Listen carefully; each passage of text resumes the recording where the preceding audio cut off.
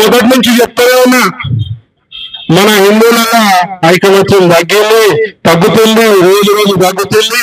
ఎంతసేపు నేను బాగున్నాను, నా పిల్లలు బాగుర్రా, నా పిల్లలు అమెరికా పోయారు, ఆడ చదువుతుర్రు, 10 లక్షల ప్యాకేజ్, 20 లక్షల ప్యాకేజ్ అని మాట్లాడతారు. అరే హిందువులందరూ బాగుండాలి, కులం గురించి కొట్లాడతారు. కులం ముఖ్యం కాదురా నాయనా, మతం ఉంటుంది, కులం ఉంటుంది. మతం లేని కులం ఏం నుంచి వస్తుందని నేను సందర్భంగా ప్రశ్నిస్తున్నా. కానీ జనాలకు అర్థమైతలేదు. ఇవాళ హిందుత్వం మనము ఒక పాట ఉన్నది, ధర్మం గెలవని చోట తప్పని కత్తుల బాట అని చెప్పి. అది పాలసీ బాగుండాలి. అవసరం పడితే కత్తులు పట్టాలి బిడ్డ, మా దేవతలు వేరే కత్తులు కూడా ఉంటాయి. అవసరం ఉంటే అన్నారు కూడా ఒక క్షేత్ర పాలకులుగా కావాల్సిన అవసరం ఉందని చెప్పి సందర్భంగా తెలియజేస్తున్నా. మరి ఎక్కడో పాలస్తీనాలా ఏదో గురువాంగానే ఓవైసీ గారు మొన్న ప్రమాణ స్వీకారానికి పోయి పార్లమెంట్ లో ఏమన్నాడు, జై పాలస్తీనా అన్నాడు.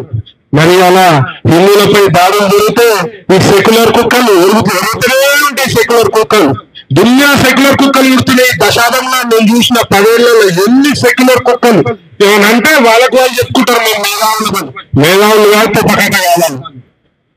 అత్యంత నీచమైన హిందూ వ్యతిరేక శక్తులు వాళ్ళు. ఇవన్నీ హిందూ వ్యతిరేక శక్తులు.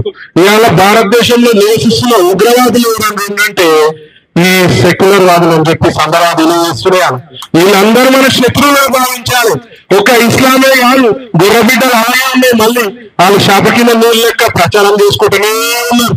మొన్న ఒక గుర్రబిడ్డ మాస్టర్ అడిగినాను, అయ్యప్ప స్వామి కొండకు పోతున్నారు కదా, అయ్యప్ప స్వామి యాక్సిడెంట్ చనిపోయారు, మీ అయ్యప్ప స్వామి ఏం చేయలేదు అని అడిగింది నన్ను.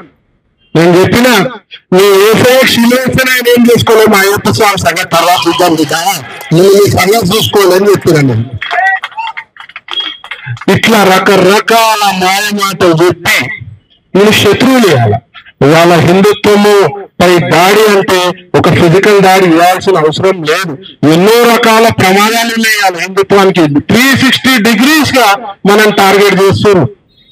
మత మార్పిడి కుక్కలు, జిహాదులు, లవ్ జిహాద్లు, రకరకాల లవ్ జిహాద్లు అవుతున్నాయి. ఎంతో మంది ఆడపిల్లలు మన ఆడపిల్లలపై ఎవరిపై దానికి ఫండింగ్, ఉగ్రవాద సంస్థలు ఇవన్నీ దిక్కుగొట్టాలంటే హిందువులందరూ ఏకం కావాల్సిన అవసరం ఉంది. మరి హిందువులందరూ అంత ఏకమై ఉన్నారని నేను ప్రశ్నిస్తున్నాను. ఎవరికైనా మనసులో ప్రశ్నించుకోవాలి మనం. ఇలా ఎవరన్నా దాడి చేస్తే మరి ఎంతమంది స్పందిస్తారు? ఎవరు చాలా తక్కువ మంది స్పందిస్తారు. ఎవరు హిందువులు అంటే లోకమైపోయింది. హిందూ దేవుళ్ళపై ఏలు వ్యాఖ్యలు ఏమన్నా అంటే వాక్ స్వాతంత్రం అని మాట్లాడతారు.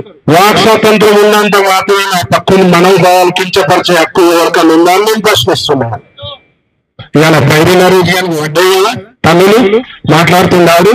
ఇవాళ కదిరి కృష్ణ గారిని కూడా వాడాలని చెప్పి ఇవాళ పోలీస్ శాఖ వారు ప్రభుత్వం గట్టి చర్యలు తీసుకోవాలి. వేరే వాళ్ళ మనోభావాలను కించపరిస్తే, ముఖ్యంగా హిందువుల మనోభావాలను కించపరిస్తే బిడ్డ మేము రోడ్లపైకి వస్తే మాత్రం తలలు నాలుకలు తగ్గొడతామని చెప్పి సందర్భంగా చేసిన మీతోటి శాతం లేకపోతే చెప్పండి.